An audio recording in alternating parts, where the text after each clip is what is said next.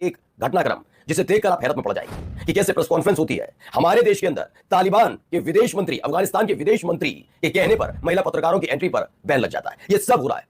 आज किसी को दिक्कत नहीं, किसी को परेशानी नहीं। इनका राष्ट्रवाद, इनका महिला प्रेम सबके सामने उजागर हो गया। यही काम अगर अपने ही देश का कोई मुसलमान कह देगा तो इन्हें 3 तलाक भी याद आएगा, इन्हें याद आएगा कि कैसे महिलाओं पर अत्याचार किया जाता है, इन्हें हिजाब याद आ जाता है, इन्हें हर चीज याद आती है। लेकिन अफगानिस्तान के विदेश मंत्री, ये क्या हुआ? ये कौन सी विदेश नीति हुई कि अफगानिस्तान हो चाहे कोई हो, आप उसके सामने झुकते चले जाते हैं?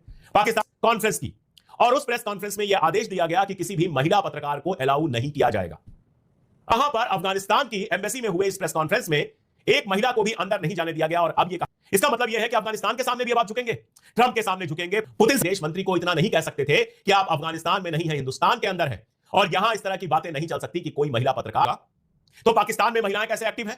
कैसे पाकिस्तान के टीवी पर महिला पत्रकार दिखाई देती हैं? पाकिस्तान की राजनीति में महिलाएं सक्रिय दिखती हैं? ईरान डोनाल्ड ट्रंप के आगे नरेंद्र का सरेंडर तो समझ में आता है, दुनिया का आका है। शी जिनपिंग के आगे भी नरेंद्र का सरेंडर समझ में आता है। व्यवस्था नरेंद्र मोदी ने करवाई थी। क्या आपको इसमें एक भी महिला नजर आ रही है? नहीं। क्यों? क्योंकि तालिबान ने महिला पत्रकारों की एंट्री पर कथित तौर पर बैन लगा दिया और नरेंद्र मोदी ने कहा कोई बात। लेकिन सवाल है, और यह सवाल नरेंद्र मोदी से है, विदेश में अपने भारत में तालिबान का राज चलने कैसे दिया? नरेंद्र मोदी ने क्यों किया तालिबान के आगे सरेंडर? जी हां, सरेंडर पत्रकार नहीं आनी चाहिए, और सरकार कह रही है कोई बात नहीं, नहीं आई तो नहीं आई। और हिम्मतवान, जहां कोई चुनी हुई सरकार नहीं, लोकतंत्र नहीं, उसे चलाने वाले तालिबान का एक नेता दिल्ली में खुलेआम मोदी सरकार को घुटनों पर बैठाकर कहता है कि तुम्हारे लोकतंत्र की ऐसी तैसी, हमें तो दिल्ली में भी तालिबान का कायदा चलाना है, और चलता है।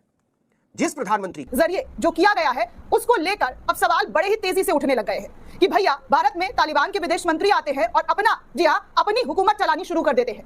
क्या भारत सरकार पर उनके आगे झुकने का आरोप लग रहा है? दरअसल पूरे सोशल मीडिया में इस वक्त बीजेपी की इतनी बुरी किरकिरी हो रही है कि पूछिए मत। लोग मजाक उड़ा रहे हैं बीजेपी का कि ये देखिए, इनफैक्ट लोगों को जेलों में डालने का काम कर रहे थे जो तालिबान के बारे में बात भी कर रहा था। आज वही लोग तालिबान से जफ्फियां मारने का काम क्यों कर रहे हैं? एंड कोई बड़ी बात नहीं है। जैसे कि हाइलाइट्स में आपने देख ही लिया है, आगे चल के डिटेल में मज़ीद वीडियो आपके साथ शेयर करेंगे। भारत ने अफ़गानिस्तान के सामने घुटने टेक दिए।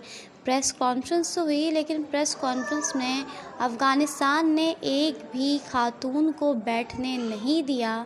अफ़गानिस्तान के इस एक्ट के ऊपर भारत में तूफ़ान आ गया है। भारतीय सहाफ़ी गुस्से से लाल हो गए हैं। उनका कहना है कि हमारी जमहूरियत फेल हो चुकी है। अगर आप भारतीय मीडिया का रिएक्शन पाकिस्तान पर देखना और सुनना पसंद करते हैं तो चैनल को सब्सक्राइब करें। आइए चलते हैं मुकम्मल वीडियो की जानिब। सवाल पूछा भी जाएगा और आपको दिखाया भी जाएगा वो एक एक घटनाक्रम जिसे देखकर आप हैरत में पड़ जाएंगे कि कैसे प्रेस कॉन्फ्रेंस होती है हमारे देश के अंदर। तालिबान के विदेश मंत्री, अफगानिस्तान के विदेश मंत्री के कहने पर महिला पत्रकारों की एंट्री पर बैन लग जाता है। यह सब हो रहा है। आज किसी को दिक्कत नहीं, किसी को परेशानी नहीं। इनका राष्ट्रवाद, इनका महिला प्रेम सबके सामने उजागर हो गया। यही काम अगर अपने ही देश का कोई मुसलमान कह देगा तो इन्हें 3 तलाक भी याद आएगा, इन्हें याद आएगा कि कैसे महिलाओं पर अत्याचार किया जाता है, इन्हें हिजाब याद आ जाता है, इन्हें हर चीज याद आती है। लेकिन अफगानिस्तान के विदेश मंत्री की डिमांड को सिर आंखों पर रखकर माना भी गया और पूरा भी किया गया। यही नहीं, जाते जाते इनके लिए पूरी व्यवस्था की गई है कि कितना इसके एवज में उपहार दिया जाए। कौन कौन से उपहार दिए जा रहे हैं वो दिखाऊंगा। बीजेपी नेताओं का बड़बोलापन कैसे भारी पड़ रहा है वो दिखाऊंगा। चुप्पी कैसे साथ कर बैठे हैं वो दिखाऊंगा। और दिखाऊंगा एक मुस्लिम महिला नेता ने जो बयान दिया वो यकीनन बहुत बड़े बड़े दिग्गजों के गले उतर नहीं पाएगा। और खबर राम मंदिर से जुड़ी भी है। नमस्कार, मैं हूं प्राजू। दिक्कत नहीं है, लेकिन ये क्या हुआ? ये कौन सी विदेश नीति हुई कि अफगानिस्तान हो चाहे कोई हो, आप उसके सामने झुकते चले जाते हैं? पाकिस्तान से रिश्ता बनाना होता है तो बिना बुलाए हैप्पी बर्थडे बोलने चले जाते हैं, और अफगानिस्तान से रिश्ता बनाना होता है तो उसकी शर्तों पर आप बनाते हैं। मुत्ताकी साहब ने एक प्रेस कॉन्फ्रेंस की, और उस प्रेस कॉन्फ्रेंस में यह आदेश दिया गया कि किसी भी महिला पत्रकार को अलाउ नहीं किया जाएगा। अफगानिस्तान में अगर वो प्रेस कॉन्फ्रेंस कर रहे होते तो जो मन करे वो करें। भारत जैसे देश में जहां महिलाओं को बराबरी का अधिकार हासिल है, जहां पत्रकारिता की दुनिया में एक से एक महिलाएं शानदार हैं। अगर इंटरनेशनल पत्रकारिता की ही बात कीजिए तो स्मिता शर्मा जी हैं, और भी कितने नाम हैं, मैं गिनाते चला जाऊंगा, इतने नाम हैं। वहां पर अफगानिस्तान की एम्बेसी में हुए इस प्रेस कॉन्फ्रेंस में एक महिला को भी अंदर नहीं जाने दिया गया। और अब यह कहा जा रहा है कि हम उसके लिए क्या कर सकते थे, वो तो अफगानिस्तान एम्बेसी का मामला था। आप कम से कम आपत्ति तो दर्ज करा सकते थे, लेकिन देखिए आप जो कह रहे हैं वो आपके ही किए से झूठ साबित हो जाता है। यह तस्वीर आप देख रहे हैं जब हमारे विदेश मंत्री जो है वो साथ बैठे हुए हैं मुत्ताकी के। दोनों तरफ रिप्रेजेंटेशंस है, एक तरफ अफगानी दल है और एक तरफ इंडियन दल है। अफगानी दल में तो कोई महिला हो नहीं सकती थी, लेकिन इंडियन जो दल है उसमें भी किसी महिला को शामिल नहीं किया गया है। इसका मतलब क्या है? इसका मतलब यह है कि अफगानिस्तान के सामने भी अब आप झुकेंगे, ट्रंप के सामने झुकेंगे। पुतिन साहब के सामने तो जो आपके एनआईए के डोभाल साहब हैं वो कुर्सी के कोने से टिक कर पता नहीं क्या उनको डिटेल्स दे रहे थे, उसकी वीडियो बाहर आती है। ट्रंप के सामने झुकने के तो कितने किस्से सुनाने हैं। अब आप अफगानिस्तान के सामने भी झुक जाएंगे। अफगानिस्तान की शर्त भी मान लेंगे। आपने अफगानिस्तान की मदद की, अभी वहां परेशानी आई थी, भूकंप आया था, उसमें आपने मदद की, अभी भी आपने उनको एम्बुलेंस वगैरह भेजी है, ये सब बहुत अच्छी बात है।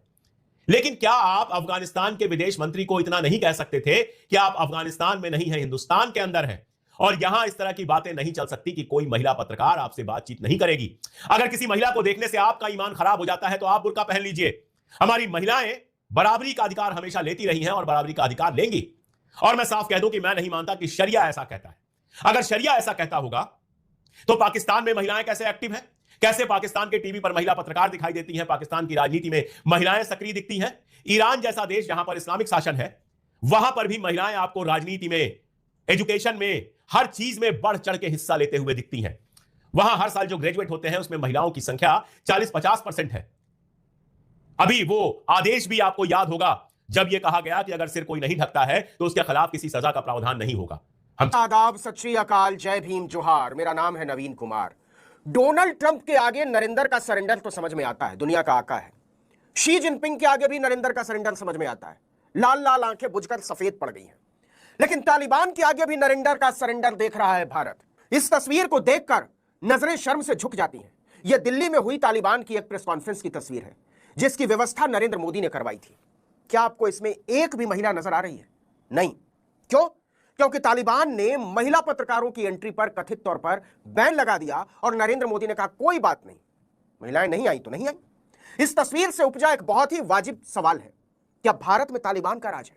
आप कह सकते हैं यह क्या सवाल है, लेकिन सवाल है, और यह सवाल नरेंद्र मोदी से है, विदेश मंत्री एस जयशंकर से है और उनकी ट्रोल आर्मी से है, भारतीय जनता पार्टी से है कि आपने भारत में तालिबान का राज चलने कैसे दिया? नरेंद्र मोदी ने क्यों किया तालिबान के आगे सरेंडर? जी हां, सरेंडर। भारत के विदेश मंत्रालय ने बाकायदा कबूल किया है कि हमने उनके आगे सरेंडर कर दिया, हमारी नहीं चली।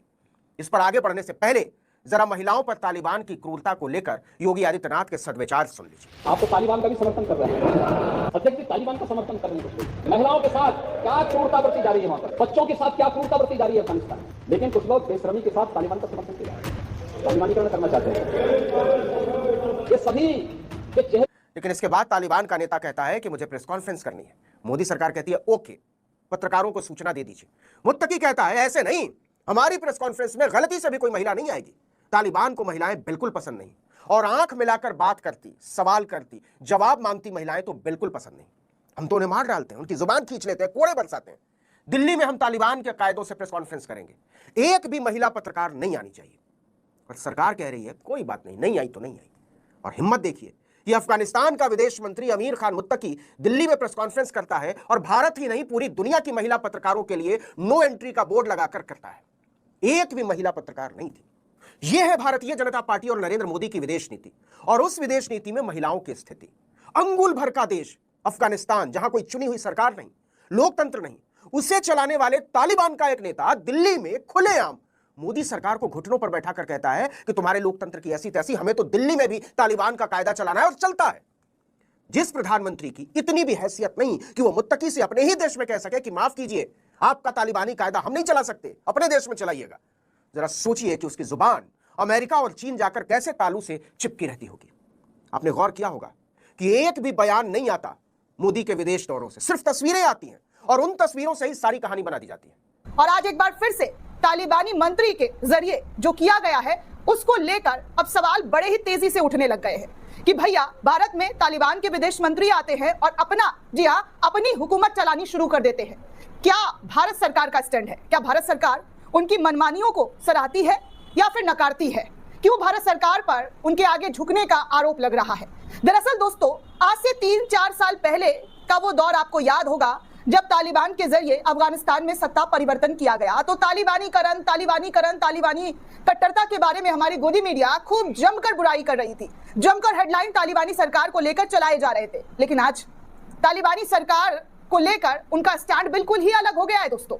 और सबसे बड़ी बात दोस्तों कि तालिबान के विदेश मंत्री हमारे देश की धरती पर आते हैं और अपनी मनमानी करने का उन पर आरोप लगता है। और यह भी कहा जाता है कि देखिए, आज वो बड़े ही शान के साथ इस्लामिक झंडा अपने प्रेस कॉन्फ्रेंस में लहरा रहे हैं। इससे ना तो नफरतियों, चिंटुओं को, नफरती गुंडों को कोई एतराज हो रहा है, और ना ही भारतीय जनता पार्टी के विवादित नेताओं के बोल आज उनको लेकर दिखाई और सुनाई दिए जा रहे, क्योंकि ये भारतीय जनता पार्टी की सरकार है।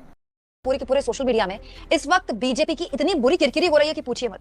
लोग मजाक उड़ा रहे हैं बीजेपी का कि ये देखिए योगी आदित्यनाथ मोदी का मजाक उड़ा रहे हैं, मोदी पर उंगली उठा रहे हैं। दोस्तों आप जानते हैं कि अफगानिस्तान के विदेश मंत्री इस वक्त भारत में हैं। अफगानिस्तान में तालिबान का शासन है। सब जानते हैं दोस्तों कि तालिबान के शासन के दौरान वहां जो महिलाएं हैं और जो बच्चियां हैं उनके साथ किस तरह का व्यवहार किया जाता है। उनको इंसान तक की मतलब इस तरह का व्यवहार होता है वहां कि उनको इंसान तक नहीं माना जाता। घर से बाहर भी वहां औरतें नहीं निकल सकती और ऐसी दयनीय स्थिति है जिसके बारे में जितनी बात की जाए उतनी कम है।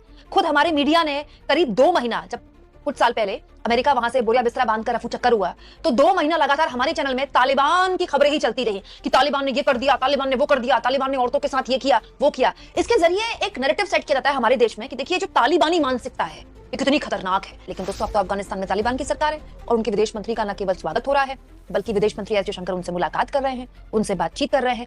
अब क्या हो रहा है, सोशल मीडिया में योगी आदित्यनाथ के कुछ वक्त पहले के ऐसे बयान खूब वायरल हो रहे हैं जिसमें वो तालिबानी सोच और तालिबानी मानसिकता को जबरदस्त तरीके से निशाने पर ले रहे थे। दोस्तों विधानसभा के अंदर कुछ वक्त पहले योगी आदित्यनाथ ने समाजवादी पार्टी की आलोचना ये कहते हुए की थी कि कुछ लोग बेशर्मी के साथ तालिबान का समर्थन कर रहे हैं। अब बताइए, खुद तो तालिबान के विदेश मंत्री से भारत सरकार बात कर रही है। ये नहीं दोस्तों, 27 सितंबर 2025 का ही योगी आदित्यनाथ का ये बयान है, अभी पिछले महीने का, जिसमें वो बता रहे हैं कि तालिबानी व्यवस्था और दारुल उलूम की उनकी मंशा जन्नत में पूरी नहीं होने वाली। किनकी? जो इस तरह की मंशा रखते हैं।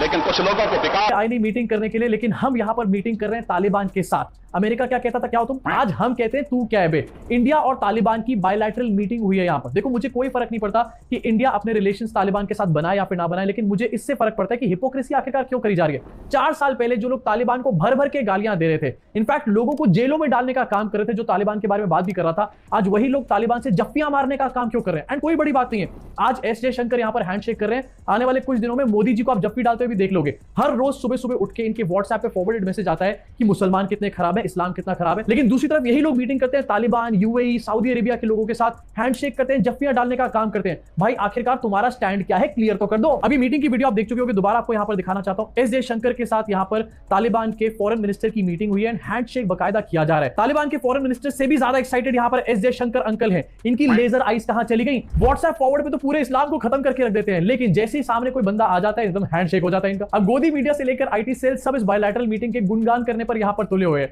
मुझे हंसी आ रही है इन लोगों के ऊपर, लेकिन उससे पहले आपको दिखाना चाहता हूं कुछ बड़ी डेवलपमेंट्स निकल करके सामने आई हैं। एस जयशंकर ने यहां पर ये बताया कि इंडिया अपने टेक्निकल मिशन को अपग्रेड करने वाला है, एम्बेसी को दोबारा रीओपन करने वाला है। 4 साल पहले हमने अपनी एम्बेसी को अफगानिस्तान में बंद कर दिया था एंड अब हम इसको रीओपन करने वाले हैं। एकदम से मतलब दोस्ती क्या हो गई है, best friend for ever he बन चुके हैं। इनफैक्ट एस जयशंकर ने यहां पर ये भी बोला कि इंडिया अफगानिस्तान की सोवरेनिटी, टेरिटोरियल इंटीग्रिटी और इंडिपेंडेंस को फुली सपोर्ट यहां पर करता है। मतलब एक ही बार में तालिबान के ऊपर पूरी तरीके से यहां पर न्यौछावर हो चुके हैं। यही लोग तालिबान के बारे में क्या कहते थे अभी आपको सुनवा दूंगा, पोल पट्टा खुल जाएगा पूरा। एंड कोई बड़ी बात नहीं यहां पर, इनफैक्ट लोग सोशल मीडिया पे मीम भी डाल रहे हैं, ये भी कहने लग जाए कि तालिबान से मेरा पुराना नाता है। मोदी जी आएंगे और बोल करके चले भी जाएंगे एंड मोदी जी के भक्त उसको भी छाप देंगे यहाँ पे। आईटी सेल टोल का